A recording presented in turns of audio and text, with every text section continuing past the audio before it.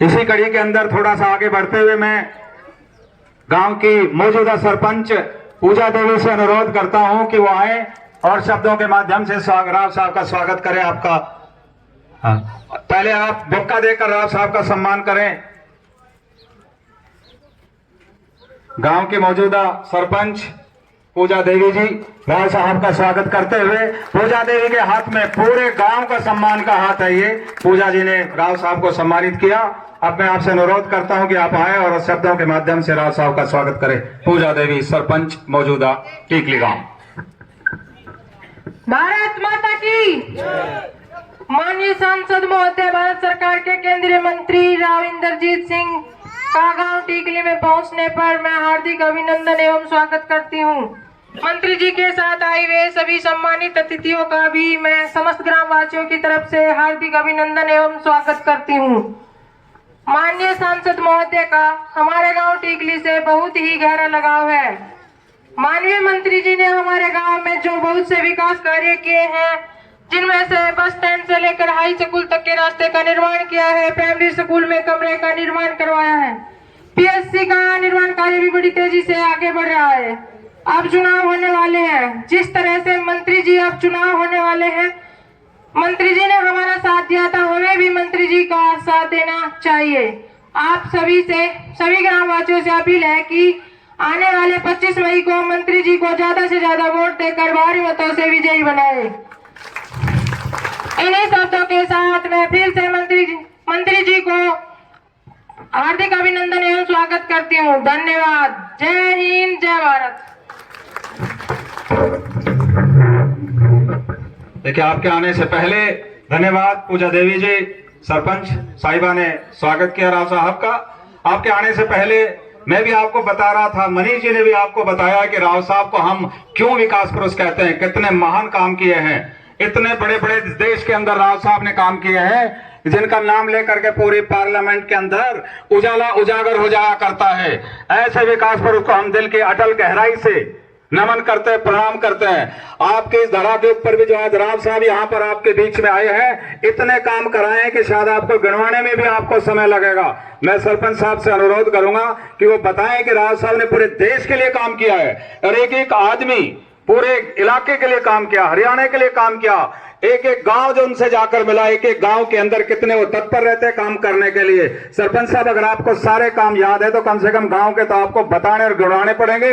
मैं बेस सरपंच साहब से अनुरोध करता हूं कि वो आए और राव साहब के कामों का बखान कराएं। मोटे तौर पर मैं आपको बता दूं कि देश 22वां एम्स रेवाड़ी के अंदर बना है तो किन के माध्यम से बना? राव इंद्रजीत सिंह जी के माध्यम से बना है। ओल्ड गुड़गांव को मेट्रो फेज 2 से 5400 करोड़ रुपए का खर्चा करवा करके विकास के जो गंगा राव साहब ने बहाई, उस काज के लिए अब ये विकास पुरुष कहलाते हैं। द्वारका एक्सप्रेस वे को 9000 करोड़ से जो बहुत ना बड़ा तोहफा गुरुग्राम को राव इंद्रजीत सिंह ने दिया है। अकेले पहले ऐसे नेता जब से हरियाणा बना आज तक राव इंद्रजीत सिंह को ही ये श्रेय सरा जाता है। 1 लाख करोड़ से दिल्ली मुंबई एक्सप्रेस वे सोहना नू को जोड़ा गया, ये राव इंद्रजीत सिंह जी की देन है।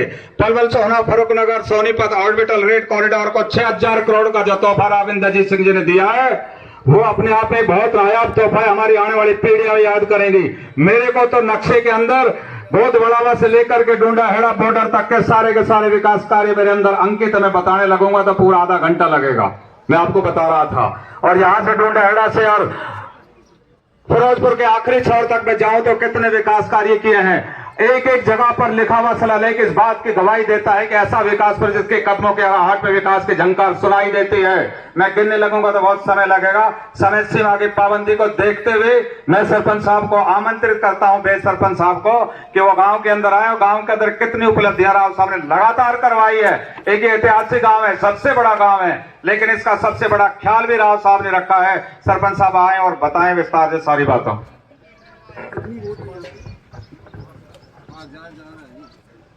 भारत माता की। भाई जोर तो बोलो, बहुत कम बोलो। भारत माता की जय। भारत माता की जय। राव इंद्रजीत जिंदाबाद। राव इंद्रजीत जिंदाबाद। राव इंद्रजीत जिंदाबाद। आज हमारे बीच में भारतीय जनता पार्टी के गुड़गांव सीट से प्रत्याशी राव इंद्रजीत सिंह कि गांव टीकली में पहुंचने पर संसद ग्रामवासियों की तरफ से हार्दिक स्वागत करता हूं, अभिनंदन करता हूं।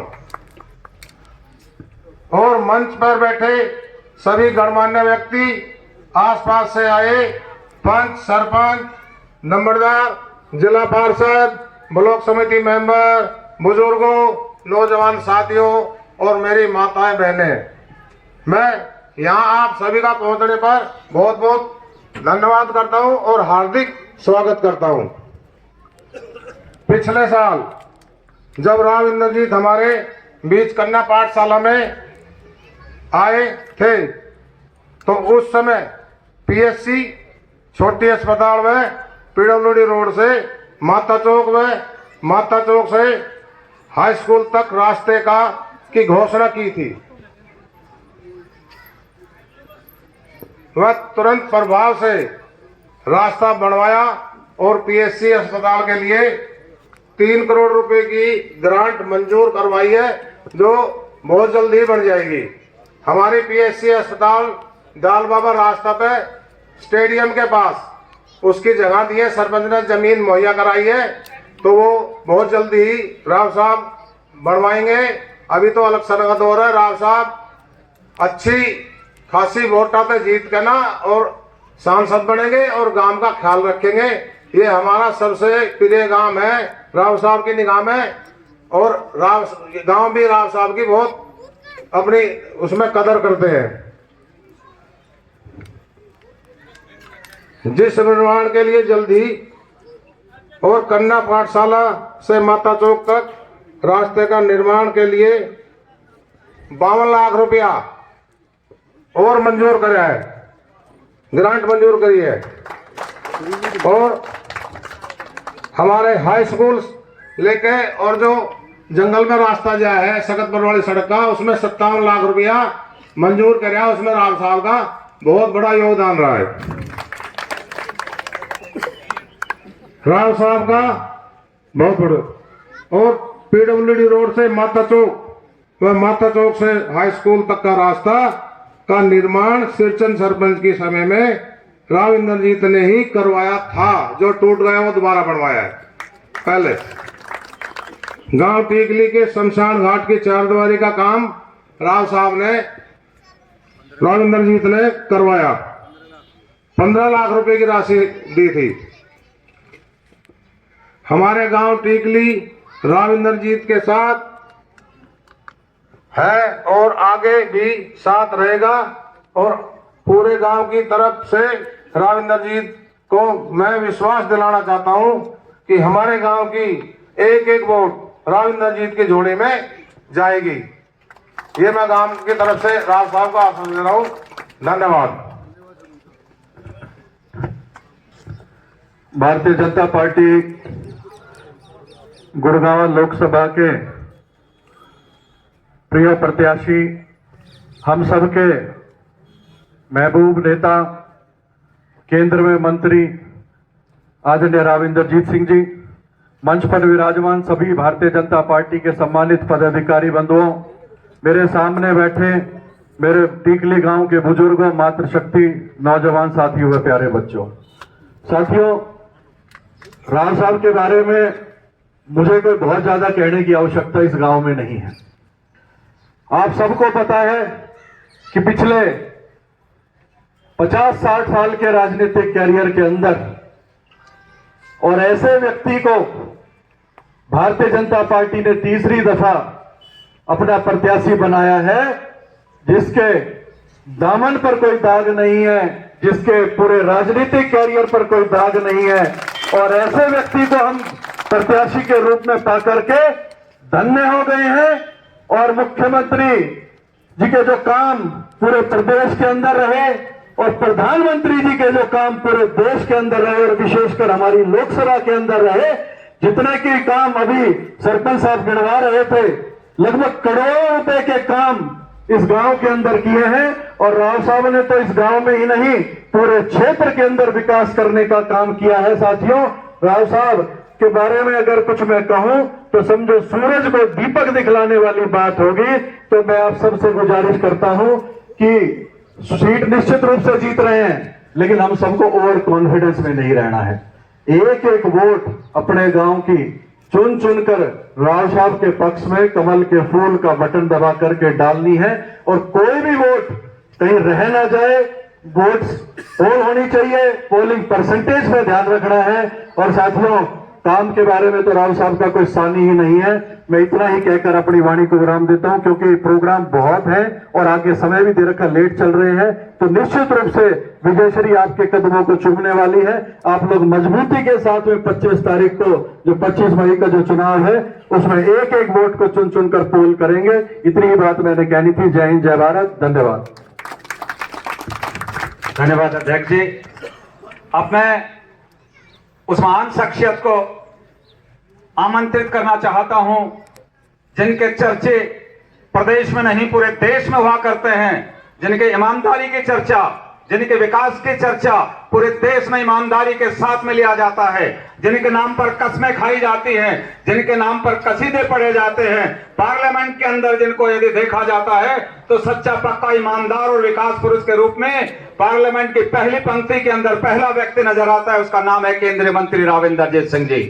आपको ध्यान होगा, पिछले बार डिफेंस मिनिस्टर अपने राजनाथ जी आए थे, उन्होंने ये कहा था कि पूरे देश के अंदर जब मैं तलाश करता हूं कि 24 कैरेट गोल्ड कहां पर है, तो मुझे पार्लियामेंट के अंदर सबसे पहले केंद्रीय मंत्री राव इंदरजीत सिंह नजर आते हैं। इसलिए हम इनको सैल्यूट करते हैं, इनको हम प्रणाम करते हैं।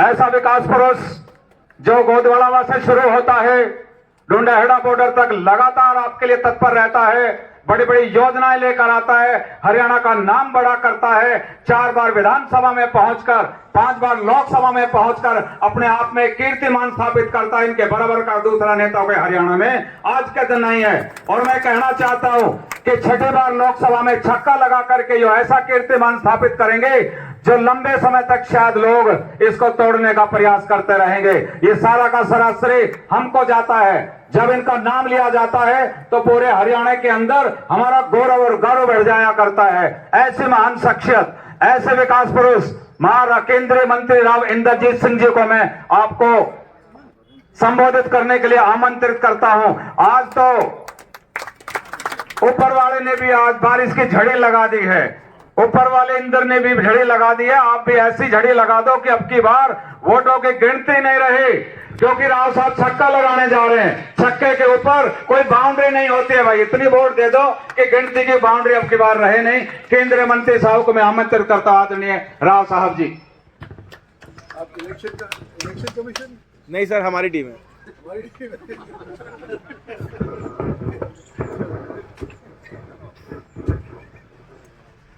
हमारी पार्टी के अध्यक्ष भाई कमल यादव, मंचासीन सारी पार्टी की पदाधिकारीगण की संख्या, यहाँ टिकली गांव के अंदर पधारे सभी सम्मानित साथियों, माताओं, बहनों, नौजवानों और दोस्तों, जो आपने मान सम्मान दिया उसका मैं शुक्रिया अदा करना चाहता हूं। और पगड़ी भी बहुत सुंदर लेके आया, जो भी लेकर के आया है। मैंने सर पे पगड़ी बंधवाई नहीं, क्योंकि मेरे सर पे आपकी गांव की तरफ से और इलाके की तरफ से पहले से ही पगड़ी बंधी हुई है। जो पिछला चुनाव हुआ था, उससे पिछला चुनाव हुआ था, उन सभी चुनाव में टीकली गांव ने बड़ी अहम भूमिका निभाई। सरदारी का गांव है, 36 बिरादरी यहां बसती है, और यहां से जो आवाज जाती है, हवा निकल करके जाती है, आसपास के लोगों के अंदर, उनके दिल के अंदर, दिमाग के अंदर पहर जाती है। आपके गांव में इसलिए आया हूं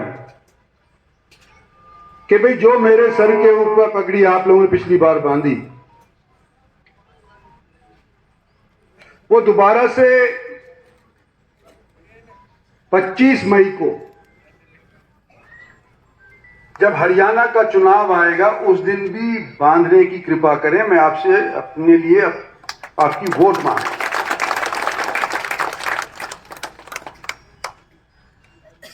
और पार्टी का कमल ने बता ही दिया कि पार्टी ने 3 बार मुझे टिकट दिया है और 3 बार उससे पहले आप लोगों के समर्थन से भी मैं जीता हूं।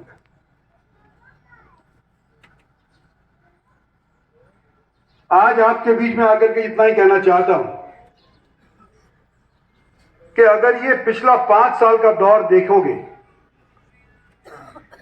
जैसे ही पिछली बार आपने भारतीय जनता पार्टी को चुन करके देश का शासन उनके हाथ सौंपा, तो हाथ की हाथ कोविड का प्रकोप हमारे सर के ऊपर आकर के मंडलाने लगा। अनेक लोग बीमार हो गए, धीरे करते थोड़ा सा भैया, अनेक लोग बीमार हो गए, कई को अपने जान से भी हाथ धोना पड़ा। और मैंने अपने 45-47 बरस की राजनीति के अंदर इस तरह का दौर नहीं देखा। ये यूं बताना चाह रहा हूं कि मेरे पास जब कोविड आया और मैं यहां का एमपी था, तो लोग कहते थे हमें, हमारे पिताजी को, हमारे दादाजी को मेदांता हॉस्पिटल के अंदर दाखिल करवाओ, क्योंकि उनको कोविड हो गया है और घर के अंदर हम रखना नहीं चाहते, इलाज ठीक ढंग से हो नहीं पाएगा। अगर बचने की सूरत है तो अस्पताल जाने के उपरांत ही बच पाएंगे। और मैं दादा से कहता, भाई बात आपके लिए मैंने बेड अरेंज कर दिया। उस टाइम बड़ी मुश्किल थी, ऑक्सीजन मिलनी नहीं थी, अस्पताल में बेड मिलना मुश्किल था। और यह भी मैंने देखा कि जो बेटा तो यूं कह रहा है कि बापू को मैं ले जाऊंगा अस्पताल ठीक करवाने के लिए, और बाप कह रहा है कि मैं अस्पताल किसी सूरत में नहीं जाऊंगा। और जब मैं टेलीफोन पे पूछता भी था तो भाई क्यों नहीं जाओगे, हम आपके लिए इतनी चीज उपलब्ध करवा रहे हैं, चिकित्सा बढ़िया करवाएंगे, आप पहुंचो। तो कहते जब मैं अगर मर गया तो मेरी शक्ल भी नहीं मेरा कुनबा देख पाएगा। बंदे थैले के अंदर मेरे को लेकर के आएंगे या दफना देंगे। और जो खर्चा अस्पताल के अंदर मेरे बेटे पोते मेरे रिश्तेदार लगाएंगे, वो कैसे पूरा होगा। अपनी धरती भी बेचेंगे तो भी पूरा नहीं हो पाएगा। 8-10 लाख का बिल उस टाइम के ऊपर एक मरीज के ऊपर चढ़ जाया करता था 5-7 दिन के भीतर भीतर। ये दौर भी हमने देखा। आते आते वक्त 3 साल गुजर गए, दोबारा से आम आदमी आना जाना शुरू किया तो 2 साल रहे थे, जिसके अंदर हमने अपनी सरकार की तरफ से, चाहे वो केंद्र की हो और चाहे हरियाणा की हो, बराबर तौर के ऊपर इस संसाधन को, सरकार के संसाधन को बांटने का प्रयास किया। उसका जिक्र अभी मेरे से पहले बोलने वाले वक्ता कर रहे थे। मैं तो इतना ही कहना चाहता हूं कि जब हमारे ऊपर ब्रिटिश साम्राज्य ने 200 बरस राज किया, उस टाइम से लेकर के आज तक इतनी तरक्की देश के अंदर डेवलपमेंट नहीं हुई है। ब्रिटिश चले गए, जब आए थे ब्रिटिश आए थे हमारे ऊपर राज करने के लिए, तो 1000 साल का मैं इतिहास आपको बताना चाहता हूं, क्योंकि मेरे पास स्टैटिस्टिक्स का महकमा है। आज के दिन 8वीं शताब्दी से लेकर के, जो पढ़े लिखे लड़के हैं ये भी सुन लो जरा आप लोग, 8वीं शताब्दी से लेकर के 18वीं शताब्दी तक, यानी कि कुल 1000 साल तक भारत का विश्व के माली हालत के अंदर 24% से लेकर के और 27% हिस्सा हुआ करता है। मतलब एवरेज लगाओ, औसत लगाओ, 1/4 हिस्सा हमारे देश का 1000 साल तक रहा और हम सोने की चिड़िया कहलाते थे। और जब अंग्रेज हमारे को छोड़ करके गया सन 47 के अंदर, 1947 के अंदर, तो वो 25% एवरेज से घट करके सिर्फ 3-3.5% रह गया। बाकी हमारा सारा लूट करके वो इंग्लैंड ले गए। और लोग यूं कहा करते थे कि देश इस तरक्की से, इस रफ्तार से क्या बढ़ पाएगा जिस तरह से हम दोबारा से सोने की चिड़िया बन जाए। तो मैं आपको आंकड़े के अनुसार बताना चाहता हूं कि जब कोविड का प्रकोप खत्म हुआ, उस टाइम के ऊपर बड़े बड़े मुल्क, ब्रिटिश साम्राज्य का ही जिक्र कर लो, 3% उनकी औसतन सालाना बढ़ती आई। पिछले साल की बात कर रहा हूं, 3%। अमेरिका की 2.5% बढ़ी केवल। जापान की 2% बढ़ी, जो सबसे बढ़िया कहते तरक्की वाला प्रदेश है। और हिंदुस्तान की 22-23 के अंदर कितनी फीसदी जीडीपी बढ़ी आपको बताना चाहता हूं, हमारी 6.5% जीडीपी बढ़ी। यानी कि कोविड ने हमारे को उभारा, हालांकि हमारे को कष्ट झेलना पड़ा, लेकिन कोविड ने हमारे देश की साख को विश्व के अंदर बढ़ाया।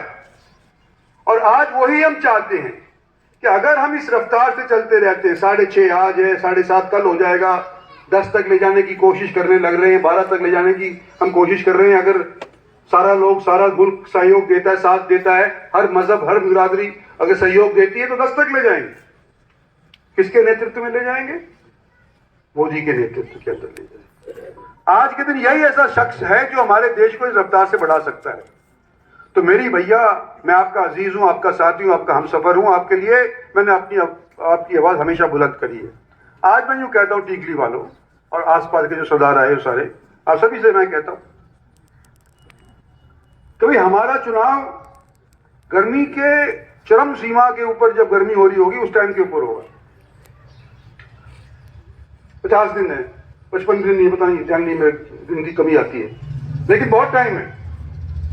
25 मई आते आते आप यूं कहोगे कि यार ये तो जीता बड़ा है, ये 400 लोग लोकसभा में जाएंगे, उसकी बात कर रहे हैं इनकी पार्टी वाले, 10 की 10 हरियाणा के अंदर करने लग रहे हैं, तो हमें गर्मी के अंदर क्यों पसीना बहाएं? भाई मैं आपसे यूं कहना चाहता हूं कि भाई जीतोगे तो जब ना, बक्से के अंदर वोट पड़ेगी जब। और आज मैं आपकी बात कह करके चला गया, दोबारा तो आने का चांस नहीं है ना, इतना लंबा चौड़ा हल्का है। तो अगर आप आलकस कर गए तो भाई पार्टी भी हारेगी, मैं भी हारूंगा, आपका एरिया की जो साख बनी हुई है सो भी हारेगी, टीकली भी हारेगा कि भाई अब तक तो जिताया आ रहा है। और जब सारे देश के अंदर दोबारा से मुल्क के अंदर सरकार बीजेपी की फिर बात तीसरी बार बनने जा रही है, तो अपने आदमी को इसने पीछे पकड़ करके खींच लिया। तो मेरी आपसे निवेदन है सब बिरादरी, 36 बिरादरी से, कि भैया ये इलेक्शन आप अपना समझो, मैं आपका हूं, आपके लिए हमेशा इस्तेमाल में आऊंगा, कभी भी आप चाहोगे मैं तैयार खड़ा रहूंगा आपके जायज काम के लिए। लेकिन आज मुझे आप सभी की, नर वीर की, सबकी जरूरत है, जवान की, बुजुर्ग की, सबकी जरूरत है। आप कृपा करके मेरा और मेरी पार्टी का सहयोग करें, ये आपसे उम्मीद करता हूं। धन्यवाद और जय हिंद। बहुत बहुत धन्यवाद सर। सब जोर से नारा लगाएंगे, राव इंद्रजीत सिंह, राव इंद्रजीत सिंह। मैं अब अनुरोध करता हूँ राव साहब 1 मिनट के लिए, राव साहब 1 मिनट धन्यवाद कर रहे हैं आपका सरपंच साहब गांव की तरफ से। मैं गांव की तरफ से राव इंद्रजीत का बहुत बहुत धन्यवाद करता हूं, जो अपना कीमती समय निकाल के आपके बीच में आए और वोट की गुरा लगाई। आप सबने ज्यादा से ज्यादा वोट डाल के राव साहब